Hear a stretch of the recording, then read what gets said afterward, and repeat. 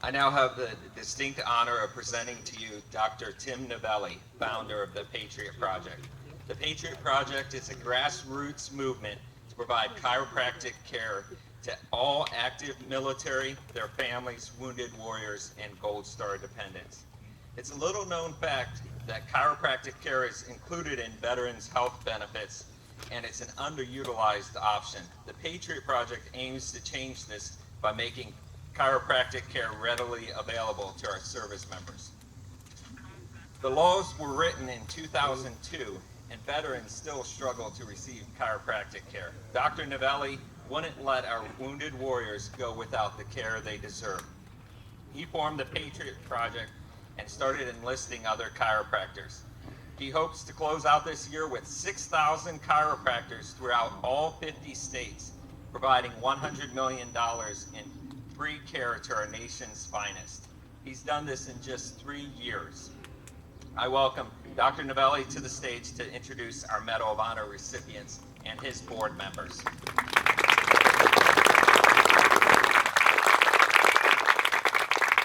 my distinct pleasure to introduce these men to you. It's very rare that there are only 79 living recipients. 7 of them sit on the Patriot Project board, and we are humbled by their participation. I'd like to introduce you to Donald E. Ballard. Donald was 20 years old, married, and working in a dental lab in hope of someday becoming a dentist. When he decided to join the Navy in 1965, midway through basic training, informed that dental assistants were plentiful, but corpsmen were in short supply, he was sent to surgical assistant school. He assisted in orthopedic and general operations. Then he was volunteered to serve as a medic with the Marine Corps.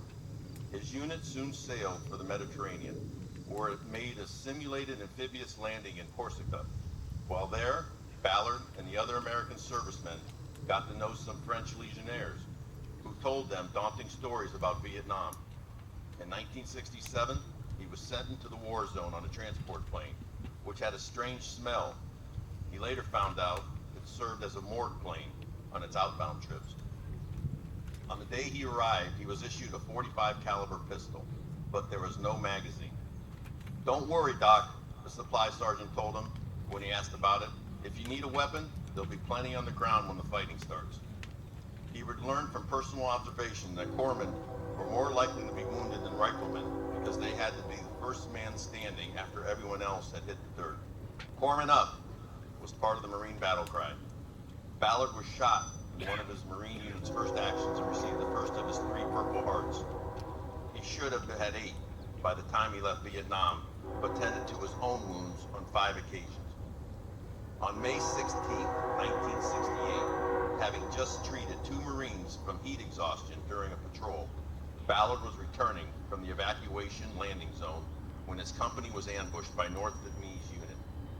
Firing automatic weapons and mortars, Doc rushed to a group of wounded Marines, one whom had both legs shredded by a grenade. As he knelt to care for him, another Marine who had been shot in the face yelled, "Grenade!" Ballard's first thought as he saw it hit nearby was that it would kill the men he was treating if it exploded. So he threw himself on the grenade and cradled it to his body. After what seemed like an eternity, with no explosion, he threw the grenade away and turned his attention back to the wounded men.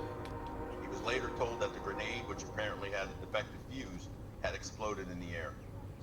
After being wounded again in the fall of '68, Ballard returned to the United States and was assigned to work in a naval surgical clinic. One day, an Army recruiter came to the hospital and offered him a commission to make a lateral transfer from the Navy. He had already decided to make a career of the military, so he joined the Army. While waiting to attend officer candidate school, he was informed that he was to receive the Medal of Honor. It was presented to him May 14, 1970, by President Richard Nixon, who told him, "The country has a lot to be thankful for having men of your caliber. I'm very proud of you." After serving a total of 35 years active in reserve, Donald Ballard retired from the Kansas National Guard in 2000 as a colonel. Ladies and gentlemen, my distinct pleasure to introduce you to Doc Ballard.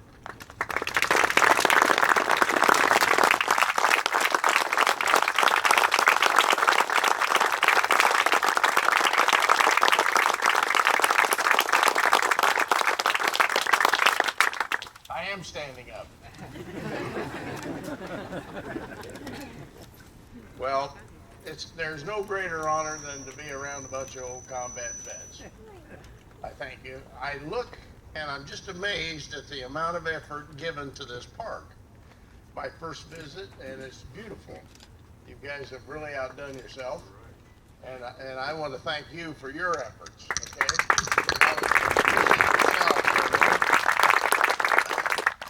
You know, life's about choices, and we all have to pay for the consequences of those choices. As we travel around the country, and it's getting more and more important to me as I get older, is to understand that we're a dying breed. Yes, we have the younger veterans that's coming from Afghan and the war against terror, but we're really, as a nation, you know, less than 1% of our people serve. And it's up to that 1% to educate the other 99%ers. And we do that by educating the kids. I love the guy that Logan here that gave us our Pledge of Allegiance. We need to get more kids involved and teach them our core values. He did an excellent job. Thank you, Logan. If we don't do it, who's going to do it? And if we don't get started, when the hell are we going to get her done, you know? So it's very imperative that we do get the kids involved and educate our core values to them. We have no leadership in this country, so it falls back onto us. Always has, always will, so it's nothing to be surprised about. But there is no greater love than combat buddies. You know, I never witnessed it or experienced it before or after combat. There just does not exist. There is no greater love. So it's a touching situation. And I know as traveling around the country, we're all trying to do our best. We've all, you know, especially the young guys, they've got a living to make, they got a family to raise, and they have a tremendous burden on their hand today with the given economy and everything. Again, it's up to us, Vietnam guys. Is there any guys older than Vietnam here? Korea or Second World War? Any guys? Okay. Well, most of the time we're finding that's dwindling, right? That's part of that problem I was talking about, is that every time we go to these functions, we get less and less support. And if we don't encourage the kids, and if we don't encourage the other veterans, then we're going to die on the vine. But as we travel, we need to do that, is encourage, for several reasons. We need to reach out to these new kids, just as we had problems when we came home from Vietnam. These new kids are suffering also. We got the highest suicide rate we've ever had in the military and in the veteran community. Why is that? Well, I feel like it's back to the Vietnam guys. You know, we did a great job in welcoming them home. You know, they got the homecoming that we never got. And that's because Vietnam guy says, we're not going to let those kids get treated like we did. But we dropped the ball. That's where we stopped. We need to support these kids. We need to help them. We need to reach out to them.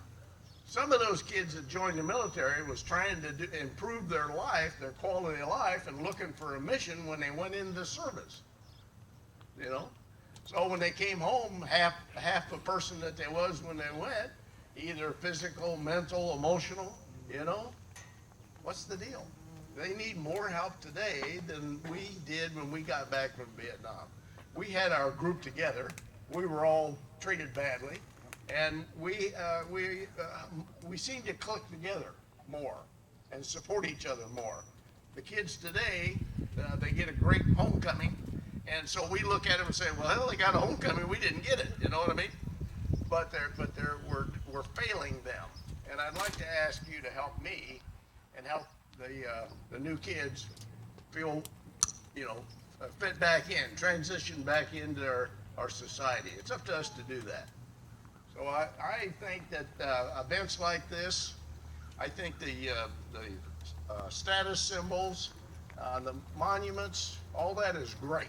It's beautiful, and you've done a great job.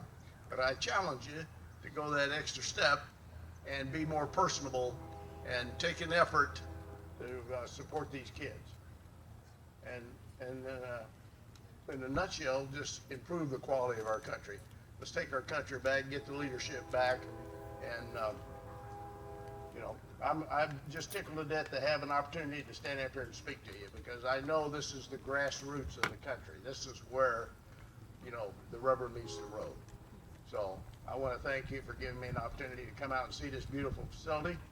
And I'm here to answer questions, talk to you, shake your hand, give you a hug. I'm here for you today. Thank you.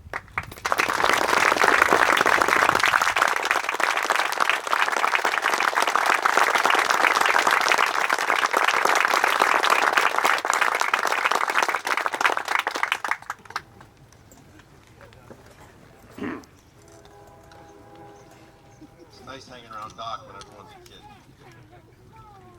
Now my distinct honor to introduce you to Leroy A. Petry.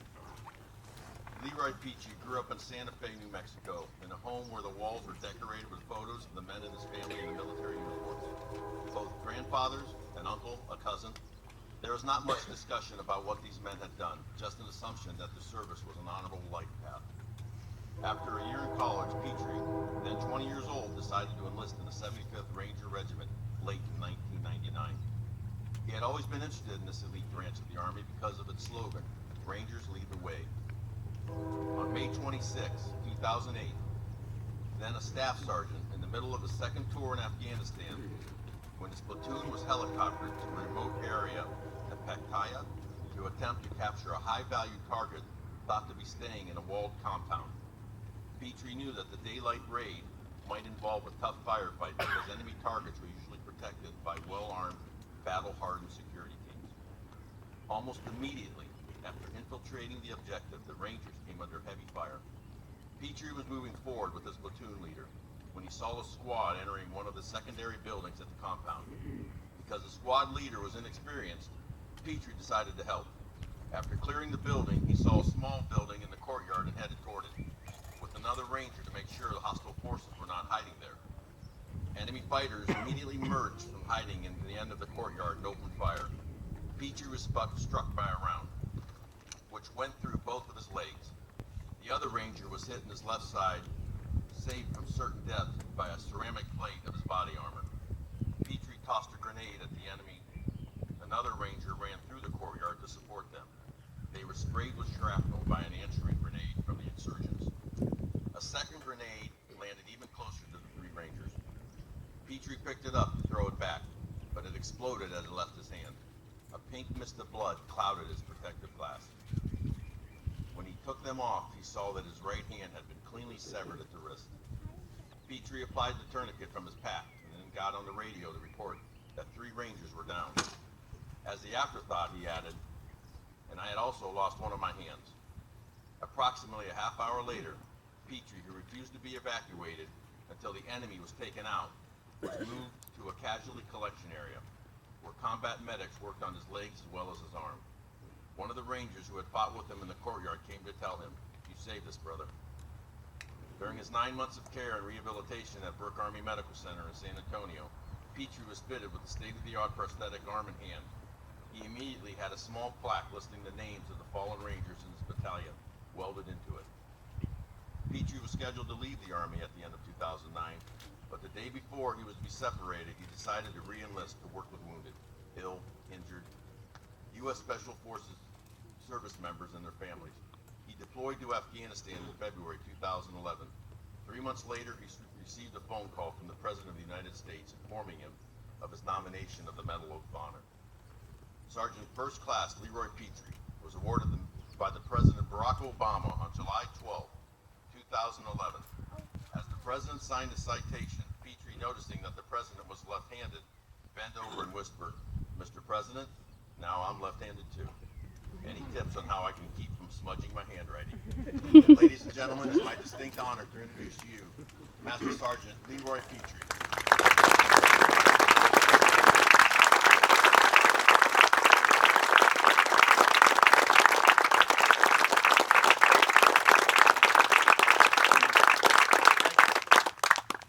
No, you're not that short. It's an honor to be here, like Doc said. to our distinguished guests, which is everyone that's here. Thank you for letting me be a small part of this and being here today. I love coming to Ohio. I love what Dr. Novelli has started with the Patriot Project. My wife's from Ohio, so I married good. I can't say how left in awe I was when I walked out of the truck and saw what you guys have put together here. It is simply amazing, and it's something that's going to last a long time. And those that don't know about it will come by. Those who will talk about it, and it'll be seen as something important, and it'll keep all of our service alive. And that's what's important, is keeping the patriotism alive in support of our veterans, of our active duty, and remembering those who paid the ultimate sacrifice. And like Doc said, it's our future that we got to worry about as we go forward. I was on I know Doc said second deployment to Afghanistan. It was actually my 5th deployment to Afghanistan. I went a total of 6 times to Afghanistan, twice to Iraq. And when I tell people that, they always look at me and they say, wow, that's a lot of deployments. And I just stand back and I said, unfortunately, I wanted to keep going, and I couldn't. But I look at some of my buddies that just got back about a month ago, and there's a handful of them that have been on every deployment with our unit, and they just came back from trip number 17. When I look at my children, I look at those service members that are still serving today, and I think about it, and I tell them, hey, Dad's retired now, he did the best he could. You thank those men and women that are in uniform,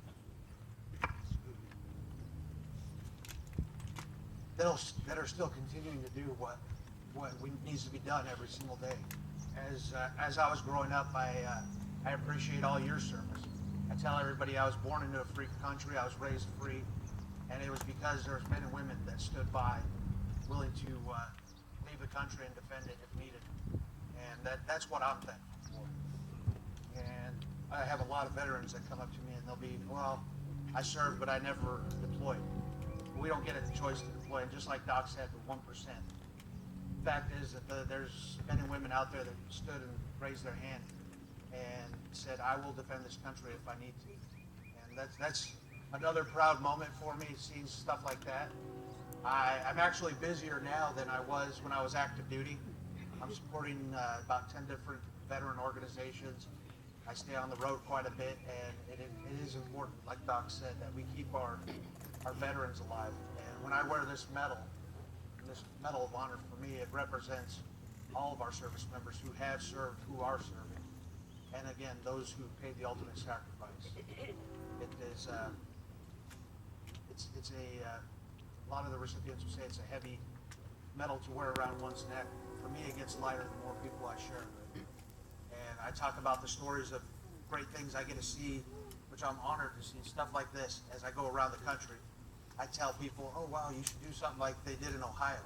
They have this amazing memorial that enshrines all of our service. And to see this and to be honored to have one be a part of this is just, I can't say the right words. It's like being home with family, and that's what it is for me.